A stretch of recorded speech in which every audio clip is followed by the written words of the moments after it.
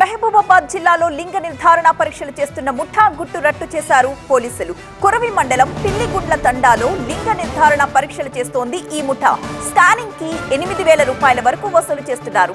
వరంగల్, ఖమ్మం, నల్గొండ జిల్లాలకు చెందిన వారికి గుట్టు చప్పుడు కాకుండా లింగ నిర్ధారణ పరీక్షలు చేస్తున్నట్లుగా పోలీసులకు సమాచారం అందింది. అయితే పక్కా ప్లాన్ తో వెళ్లిన పోలీసులు నలుగురిని అదుపులోకి తీసుకుని వారి నుంచి స్కానింగ్ పరికరాలు కూడా స్వాధీనం చేసుకున్నారు. మరో 2 పరారీలో ఉన్నారు. వారి కోసం ప్రస్తుతం గాలిస్తున్నారు పోలీసులు. అయితే లింగ నిర్ధారణ పరీక్షలు ఎవరు చేసినా కూడా చర్యలు తీసుకుంటామని, కేసు నమోదు చేస్తామంటూ హెచ్చరిస్తున్నారు పోలీసులు. తండాలో ఒక ఇంట్లో చెక్ చేయగా అక్కడ లింగ నిర్ధారణ సంబంధించినటువంటి ఒక ఇన్స్ట్రుమెంట్ స్కానర్ పట్టుకొని అక్కడ ఉన్నారు.